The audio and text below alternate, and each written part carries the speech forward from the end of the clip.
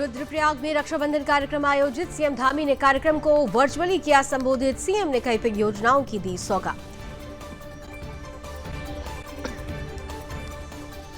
खटीमा पहुंचने पर सीएम धामी का स्वागत। राज्य आंदोलनकारियों ने सीएम का जताया आभार। साथ ही सीएम ने नए हेलीपैड का भी किया लोकार्पण। पुलिस को मिली बड़ी सफलता। 16 अगस्त को ही चोरी का खुलासा। 41 लाख के गहने और डॉलर बरामद। 2 आरोपी गिरफ्तार। देहरादून में नाबालिग बच्ची के साथ गैंगरेप मामले में आरोपी गिरफ्तार। जांच में जुटी पुलिस। बाल आयोग की अध्यक्ष गीता खन्ना ने की घटना की निंदा। और उत्तराखंड के 6 जिलों में बारिश का ऑरेंज अलर्ट। मौसम विभाग ने जारी की चेतावनी। लोगों से सतर्कता बरतने की अपील।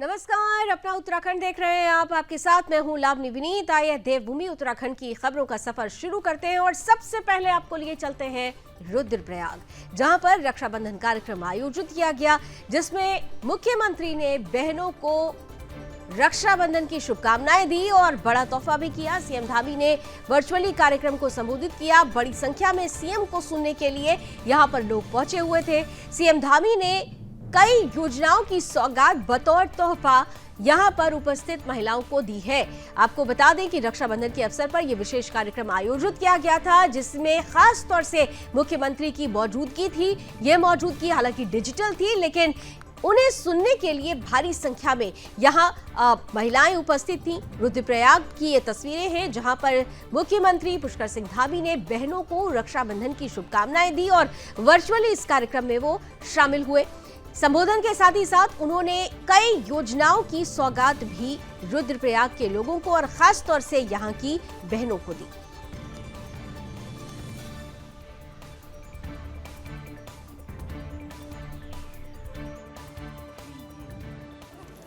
आज मैं इस रक्षाबंधन पर्व पर आप सबको बहुत बधाई देता हूं, बहुत शुभकामनाएं देता हूं। मेरा आप सबके बीच में आने का कार्यक्रम था और बहुत प्रयास भी मैंने किया कि किसी तरह मैं आप सबके बीच में पहुंच पाऊं, लेकिन मौसम ठीक नहीं होने के कारण से बीच में ही वापस आना पड़ा। इसलिए वर्चुअल माध्यम से मैं आप सबसे जुड़ रहा हूं। मैं अपनी सभी बहनों को जो यहाँ पहुँची हैं उन सबको मैं बधाई देता हूँ, उनको प्रणाम करता हूँ, बड़े बुजुर्गों को, सभी को। और बाबा केदार से प्रार्थना करता हूँ कि बाबा केदार हमेशा आप सब पर अपना आशीर्वाद बना के रखें।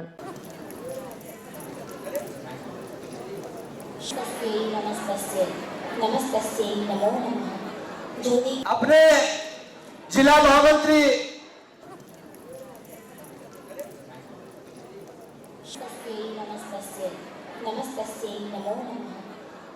अपने जिला महामंत्री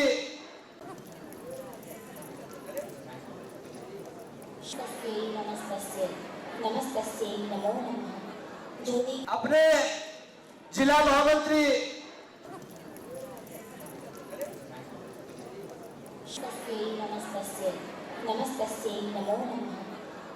अपने जिला महामंत्री। और आइए अब आगे बढ़ते हैं। राजधानी देहरादून की बात करेंगे, जहां पर आईएसबीटी परिसर में परिवहन निगम की बस में एक नाबालिग बच्ची के साथ गैंगरेप की घटना की बाल आयोग की अध्यक्ष गीता खन्ना ने निंदा की है। उन्होंने कहा कि ऐसी घटनाओं को रोकने के लिए सामाजिक ऑडिट की जरूरत है। पूरे समाज को शर्मसार करने वाली ये घटना है। आईएसबीटी परिसर में सुरक्षा में चूक और बस में पैनिक बटन और सीसीटीवी कैमरे में कमियों की ऑडिट कराने की भी बात कही गई है। बाल आयोग की अध्यक्ष गीता खन्ना ने कहा कि समाज की पूरी जिम्मेदारी बनती है कि वो ऐसी घटनाओं को रोकने के लिए खुद आगे आए। सामाजिक ऑडिट की भी जरूरत है। दरअसल देहरादून आईएसबीटी परिसर में परिवहन निगम की बस में एक नाबालिग बच्ची के साथ परिवहन विभाग के 5 कर्मियों ने गैंगरेप किया था, जिन्हें पुलिस ने गिरफ्तार कर लिया और मामले की जांच भी जारी है।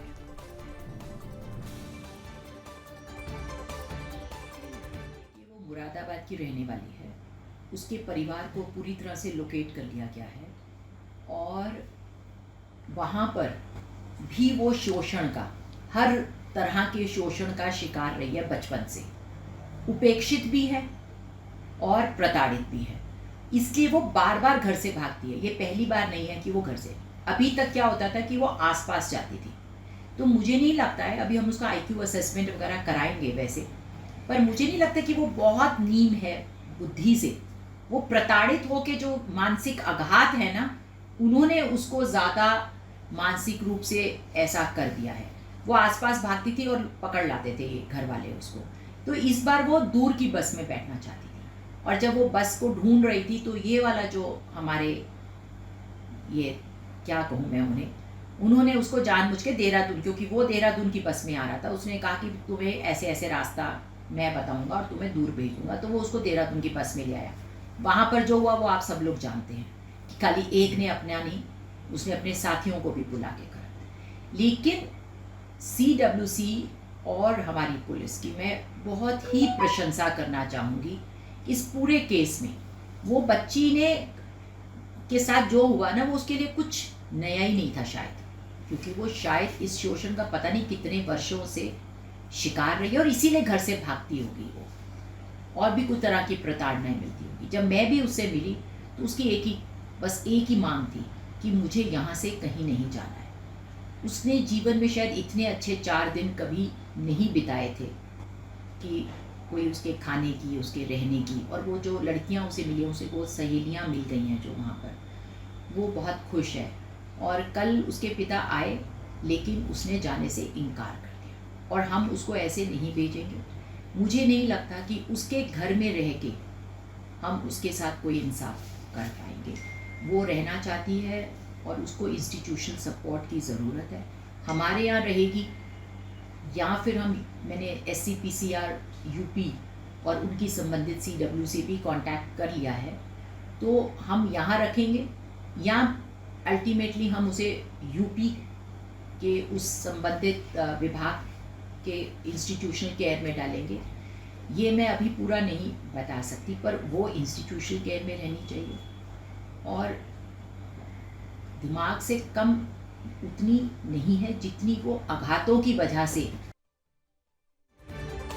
तो महत्वपूर्ण बात कही है बाल आयोग की अध्यक्ष ने, खासतौर से कि सामाजिक ऑडिट ज़रूरी है। ऐसी जो प्रक्रियाएं होती हैं, ऐसे जो जघन्य अपराध होते हैं, उसमें ज़रूरी है कि अपराध करने वालों की मानसिकता है, उस मानसिकता पर प्रहार किया जाए। समाज की स्क्रूटनी होनी चाहिए, सामाजिक ऑडिट होना चाहिए और तब जाकर ऐसे जघन्य अपराधों पर, ऐसी कुरीतियों पर रोक लग पाएगी। आइए आगे बढ़ते हैं, बात विकास नगर की अब करेंगे, जहाँ कालसी के जुद्दो मार्ग पर लैंडस्लाइड के दौरान पहाड़ का बड़ा हिस्सा टूटकर मार्ग पर आ गिरा। देखिए तस्वीरें आपके सामने रख रहे हैं, तस्वीरें देखकर ही रोंगटे खड़े हो जा रहे हैं, क्योंकि यहाँ पर मौसम बेहद खराब चल रहा है और ऐसे में यहाँ पर बड़ा लैंडस्लाइड हुआ है। पहाड़ का एक बहुत बड़ा हिस्सा टूटकर मार्ग पर आ गया, जिससे चारों ओर धूल ही धूल देखने को मिली है।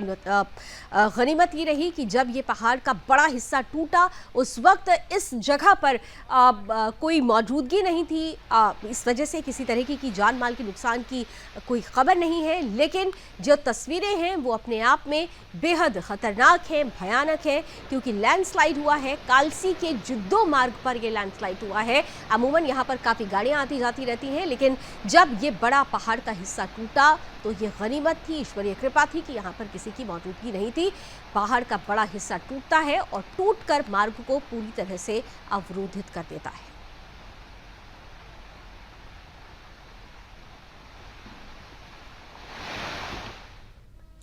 और आइए अब आगे बढ़ते हैं, बात अब करते हैं हल्द्वानी की, जहां पर देर रात बादल फटने से तबाही का मंजर देखने को मिला है। इससे लोगों के घरों में भारी मलबा घुस गया।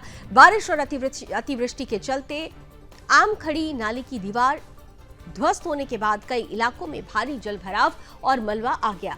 मलबे की चपेट में आने से कई वाहन क्षतिग्रस्त हुए हैं, साथ ही लोगों के घरों के अंदर भी गंदा पानी और मलबा घुस गया। रात से ही प्रशासन मौके पर पहुंचकर बचाव राहत कार्य में जुटा है।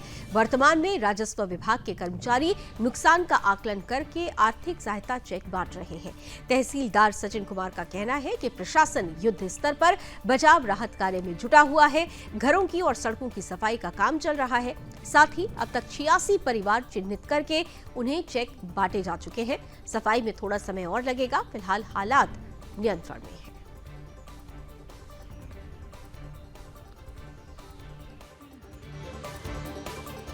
कल रात लगभग 7 बजे के करीब और आमखड़ी नाले की एक दीवार टूट गई थी, जिससे भारी मात्रा में मलबा और पूरा पानी ये कृष्णा विहार, गायत्री विहार और इस क्षेत्र में भर गया था।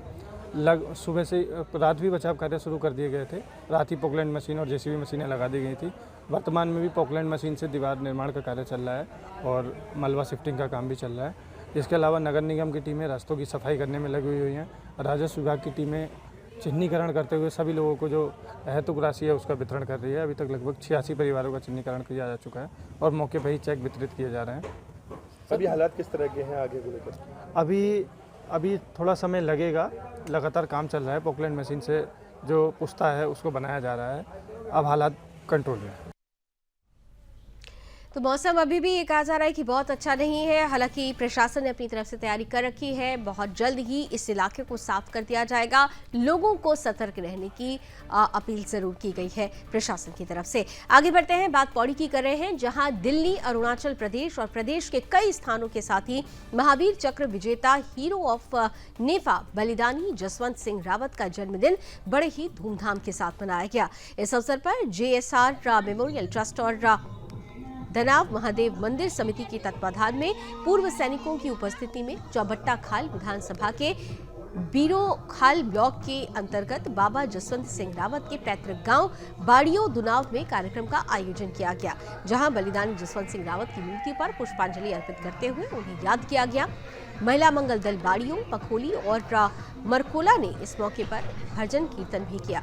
कार्यक्रम में JSR मेमोरियल ट्रस्ट के संरक्षक डॉक्टर PS नेगी और कई लोगों द्वारा सहयोग भी दिया गया।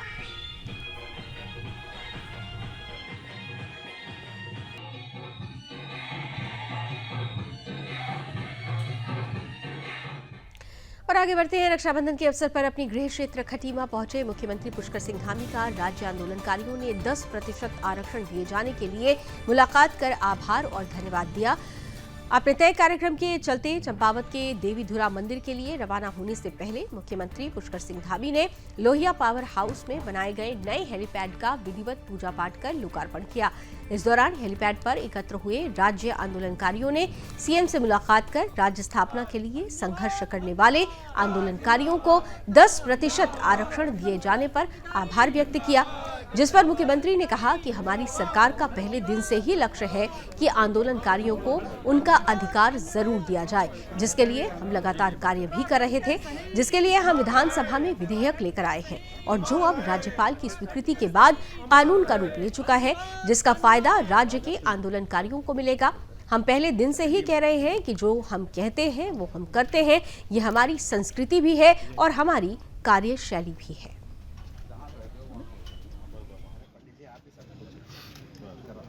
क्या कहना चाहिए? नहीं, हम पहले दिन से प्रतिबद्ध थे कि किसी भी कीमत पर उत्तराखंड के आंदोलनकारियों का जो आरक्षण है या उनको किसी प्रकार की कोई भी जो है नुकसान नहीं होना चाहिए। और हम पहले से विधानसभा में विधेयक लेकर आए थे और 7 फरवरी 2024 को विधानसभा से हमने पारित कर दिया था। माननीय राज्यपाल महोदय को दिया, उन्होंने परीक्षणों पर उसको स्वीकृति प्रदान कर दी है।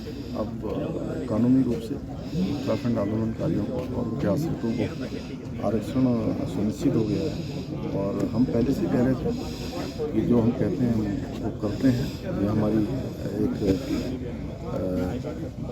परिपाटी भी है और हमारी ये जो कार्य संस्कृति है कि जो भी हम लोग शुरू में वायदा करते हैं या कोई बात कहते हैं तो उसको पूरा करते हैं। तो बहुत आज की लहर है, क्या कहना चाहेंगे? कितना खुश हो रहा है उत्तराखंड? देखिए, ये हम सब लोगों का सौभाग्य है कि एक राज्य आंदोलनकारी आज इस प्रदेश के मुखिया भी है, मुख्यमंत्री भी है। स्वयं माननीय मुख्यमंत्री जी ने खुद इस राज्य आंदोलन की लड़ाई लड़ी थी, इसलिए बहुत अच्छी तरीके से राज्य आंदोलनकारियों को पीड़ा को समझते हैं। और आज हमें अपार हर्ष है कि आज रक्षाबंधन के दिन पूरे प्रदेश के आंदोलनकारी को ये एक तोहफा दिया गया कि हमारा 10% आरक्षण, जिसकी वर्षों से मांग लंबित थी, आज वो हो गया। राजभवन से उसको मंजूरी मिल गई है, जल्दी वो कानून के रूप में शक्ल ले लेगा। आज इसी क्रम में आज खटीमा के सारे वरिष्ठ आंदोलनकारियों ने अपने प्रदेश के मुखिया खटीमा के लाल का स्वागत किया और उनको अपना दिल के गहराइयों से हमने उनका आभार प्रकट किया कि जो आशा के अनुरूप हमने जो जैसा पाया था वैसे हमको मिला। आज खटिया में शहीद स्मारक भी उन्हीं की देन है। आप प्रतिवर्ष 1 सितंबर को जो खटीमा गोलीकांड की बरसी का आयोजन सरकारी रूप से किया जाता है वही माननीय धामी जी के द्वारा किया गया। 45 रुपये की योजना जो पेंशन है उन्हीं के द्वारा बढ़ाई गई। तो राज्य आंदोलनकारियों के हितों में धामी जी के द्वारा कई अभूतपूर्व फैसले लिए गए हैं, इसलिए उनका दिल से आभार और धन्यवाद।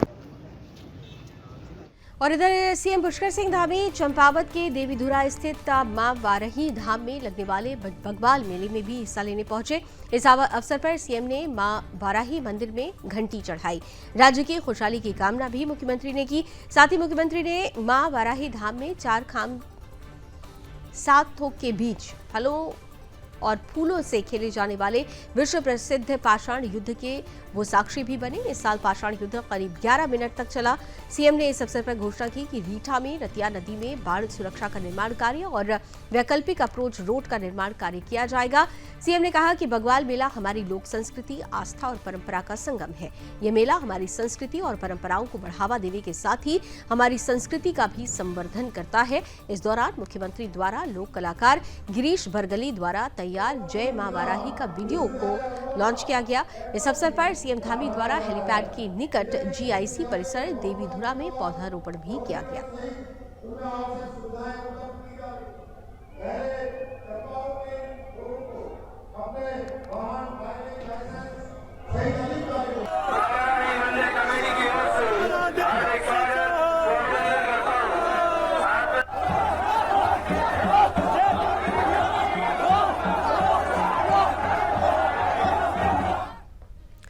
और बात अब देहरादून की कर लेते हैं, जहां नेहरू कॉलोनी थाना पुलिस ने केंद्रीय लोक निर्माण विभाग के रिटायर इंजीनियर के घर पर 16 अगस्त की रात हुई लाखों की चोरी मामले का खुलासा किया है।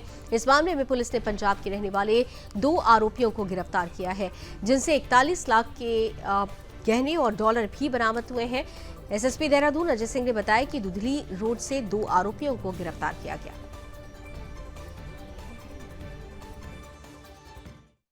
ये थाना नेहरू कॉलोनी में 16/17 की रात है। अजबपुर कला में श्री गोसाई जी रहते हैं, जिनके घर में चोरी की वारदात हुई थी और इनके यहाँ से 60,000 कैश और करीब उन्होंने जो लिखाया था उसमें 30 से 32 लाख रुपए की ज्वेलरी जो कल बताई थी उन्होंने, उस पर मुकदमा दर्ज कर लिया गया था। क्योंकि ये बहुत बड़ी घटना थी, इतनी बड़ी मतलब इसमें जनमानित जो मूल्य था बहुत ज़्यादा था।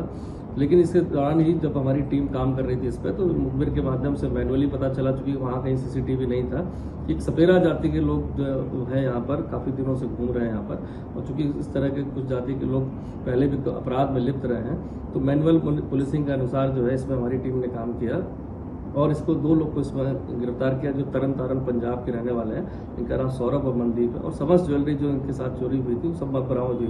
बरामद ज्वेलरी के बाद जब परिजनों को दिखाया गया तो उसकी कीमत करीब 41 लाख रुपए, चूँकि काफ़ी सारी चीज़ें वो भूल गए थे लिखवाना, एक बहुत बड़ी चोरी का खुलासा हुआ है। पूछताछ में पता चला कि सपेरा जनजाति के लोग हैं, ये अपने कपड़ों को बदल देते हैं जब कहीं घटना करते हैं, जिससे कहीं CCTV में ना आए। साथ ही साथ पब्लिक ट्रांसपोर्ट का प्रयोग करते हैं बहुत दूर जाकर, और रेलवे ट्रैक को ही फॉलो करके जाते हैं। ये जो घर था वहाँ से पास में रेलवे ट्रैक है जयपुर कला में, तो उन्होंने वहाँ चोरी करी और रेलवे ट्रैक से पैदल ये निकल गए और इसके बाद ये पब्लिक ट्रांसपोर्ट को पकड़ते हैं। क्योंकि भी फुटेज कहीं नहीं थी, मैनुअल पुलिसिंग के आधार पर, मुखबिर की सूचना के आधार पर जो हमारी टीम लगी थी, बहुत बड़ा वर्कआउट किया और 41 लाख की इसमें जो पूरी ज्वेलरी थी वो बरामद कर ली गई। अभियुक्त लोगों को आज जेल में भेजा जा रहा है।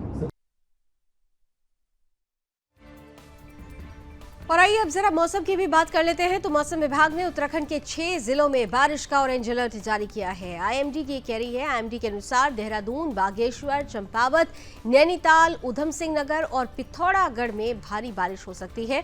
मौसम विभाग की ओर से अति भारी बारिश की भी संभावना व्यक्त की गई है। उधर मौसम विभाग के निदेशक डॉक्टर विक्रम सिंह ने बताया कि 20 अगस्त को देहरादून, बागेश्वर, पिथौरागढ़, चंपावत, नैनीताल और उधम सिंह नगर में भारी से अति भारी बारिश की आशंका है। वहीं राज्य के अन्य जिलों में भी मूसलाधार बारिश हो सकती है। मौसम विभाग ने लोगों से सावधानी और सतर्कता बरतने की अपील की है। मौसम विभाग ने लोगों को यात्रा न करने की भी सलाह दी है। उन्होंने कहा कि जो लोग यात्रा कर रहे हैं, अगर बहुत जरूरी है तभी वो यात्रा करें, अन्यथा यात्रा करने से बचें। कहा कि भारी बारिश को लेकर प्रशासन द्वारा जारी की गई गाइडलाइन का पालन भी जरूर करें। जो लोग भूस्खलन प्रभावित क्षेत्रों में रहते हैं, उन्हें भी सतर्कता बरतने की जरूरत है।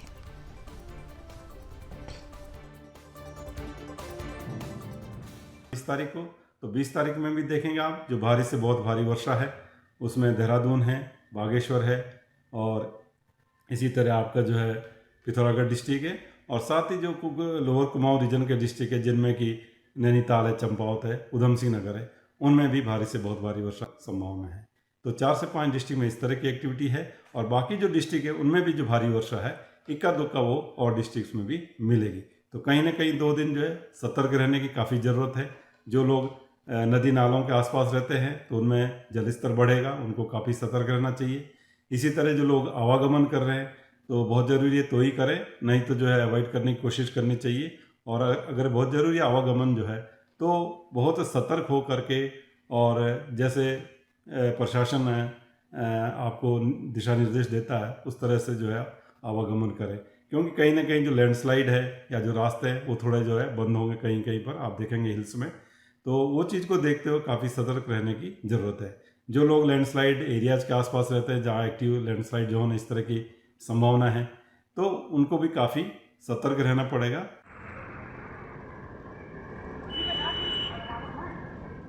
और आइए खबर लालकुआ से ले लेते हैं, जहां आधुनिक भारत के जनक कहे जाने वाले भारत के पूर्व प्रधानमंत्री स्वर्गीय राजीव गांधी की 80वीं जन्म जयंती सद्भावना दिवस के रूप में मनाई गई। लालकुआ मुख्य बाजार स्थित कांग्रेस कार्यालय में आयोजित कार्यक्रम में पहुंचे कांग्रेस जनों ने पूर्व प्रधानमंत्री राजीव गांधी के चित्र के सामने पुष्प अर्पित कर श्रद्धांजलि अर्पित की। इस दौरान कांग्रेस कार्यकर्ताओं ने कहा कि राजीव गांधी का देश के निर्माण और विकास में बहुत योगदान है। उन्होंने कंप्यूटर क्रांति की शुरुआत की और युवाओं को 18 वर्ष की आयु में मत देने का अधिकार दिलाया। पूर्व प्रधानमंत्री राजीव गांधी की दूरगामी सोच थी। इसी का नतीजा है कि आज भारत की गिनती विकासशील देशों में होती है। इस मौके पर वरिष्ठ कांग्रेस नेता हरेंद्र बोरा, नगर अध्यक्ष भुवन पांडे समेत कई कांग्रेस कार्यकर्ता मौजूद रहे।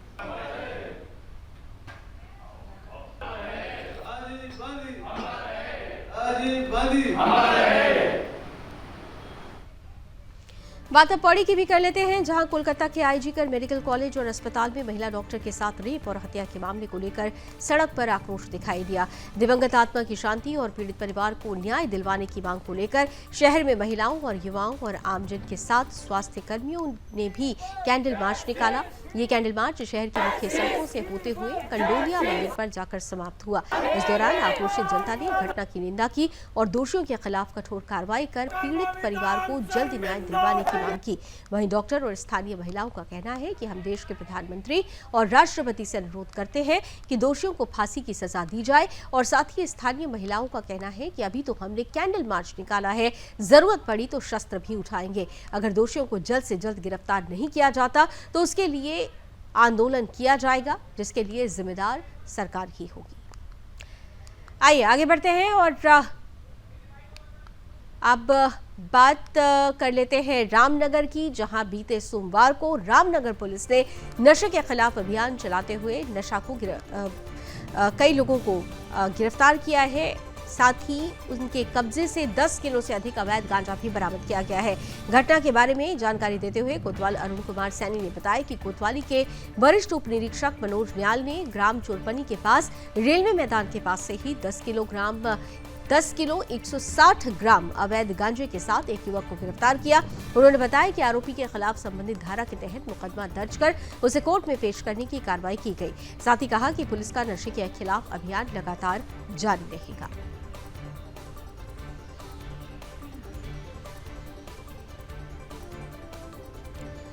और बात अब अगली खबर की करते हैं। पूरे देश में भाई बहन का पवित्र पर्व रक्षाबंधन बड़े ही धूमधाम से मनाया गया। बहनें अपने भाई की कलाई पर रक्षा सूत्र बांधकर उनकी लंबी उम्र की कामना करती हुई नजर आई। इसके साथ ही बहनें भाई से वचन लेती हैं कि वो ताउम्र उनकी रक्षा करेंगे। वहीं पाबौ में एक अनोखा नजारा देखने को मिला, जहां भाइयों के साथ साथ महिलाओं ने हरे भरे पेड़ों की लंबी आयु के लिए भगवान से कामना की और पेड़ों पर रक्षा सूत्र बांधा। दरअसल ये मामला नगरपालिका पौड़ी के कूड़ा निस्तारण के लिए मांडा खाल में बनाए जा रहे रहे ट्रेचिंग ग्राउंड से जुड़ा है, जहां पर महिलाओं ने ट्रेचिंग ग्राउंड की जमीन पर हरे भरे पेड़ों पर आरी चलने से पहले उन पर रक्षा सूत्र बांधकर भगवान से कामना की कि भगवान इन पेड़ों को दीर्घायु दे, क्योंकि जिला प्रशासन ने ट्रेचिंग ग्राउंड के लिए सैकड़ों की संख्या में पेड़ को काटने के लिए चिन्हित किया है। सैकड़ों की संख्या में हरे भरे पेड़ों पर आरी चलाने के लिए पेड़ों को चिन्हित किया गया। उसके विरोध में महिलाओं ने चिपको आंदोलन के तर्ज पर ही पेड़ों को रक्षा सूत्र बांधा। ग्रामीण द्वारा जिला प्रशासन को अपना ज्ञापन भी सौंप दिया गया, जिसमें साफ कहा गया कि दूसरे क्षेत्र के कूड़े को डंप करने के लिए वो इन हरे भरे पेड़ों का कटान किसी भी कीमत पर नहीं होने देंगे। इसके साथ ही अगर जिला प्रशासन जबरन इन पेड़ों का कटान करता है तो वो आत्मदाह करने के लिए भी तैयार नजर आएंगे। कलावा बांधती है।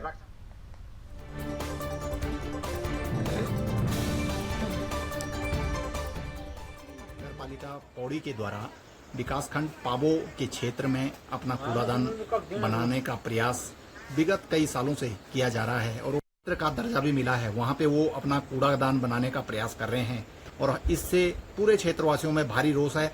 और मातृशक्ति ने एक विचार किया कल शाम को ही, और उन्होंने कहा कि उन अपने भाइयों को राखी बांधने से पहले हम उन सारे पेड़ों को राखियां बांधेंगे जिन पेड़ों को वन विभाग के द्वारा अनुमति देने का कार्य या सरकार शासन के द्वारा प्रशासन के द्वारा जो पूरा इतना हरा भरा वन को नष्ट करने का कार्य करने का प्रयास किया जा रहा है। तो इसी संबंध में आज का ये रक्षाबंधन का कार्यक्रम महिलाओं के द्वारा आयोजित वहाँ पे किया गया। और यहाँ पे जो नगर पालिका के द्वारा मतलब ये कूड़ादान बनाया जा रहा है तो हम लोग इसके विरोध में हैं और मतलब गाँववासी भी विरोध कर रहे हैं इसका। तो मैं ये चाहती हूँ जो आज हमने रक्षाबंधन के दिन यहाँ पे पेड़ों पे राखी बांधी है, तो जैसे हम अपने भाई को राखी बांधते हैं उनके दीर्घायु के लिए, तो वैसे ही हम चाहते हैं कि पेड़ न कटें। और क्योंकि पेड़ कटने से आपको पता है कितने नुकसान होते हैं, प्राकृतिक नुकसान होते हैं, जो हमारी बाढ़ आपदा आती है तो सारे पेड़ काटने से होती है। और हम लोग चाहते हैं कि यहाँ पे बिल्कुल एक भी पेड़ न कटे और मतलब यहाँ पे कूड़ादान न बने। धन्यवाद।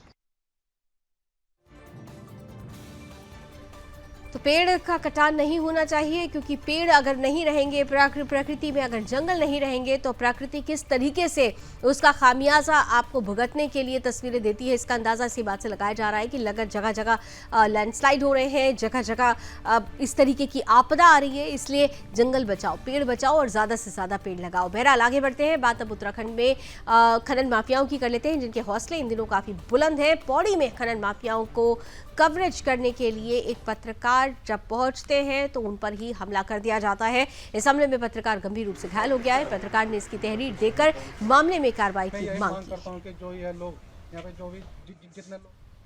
और चलिए इसी के साथ अपना उत्तराखंड में अभी बस इतना ही, लेकिन देश और दुनिया की तमाम खबरों के लिए आप जुड़े रहिए सुदर्शन न्यूज के साथ। जय हिंद।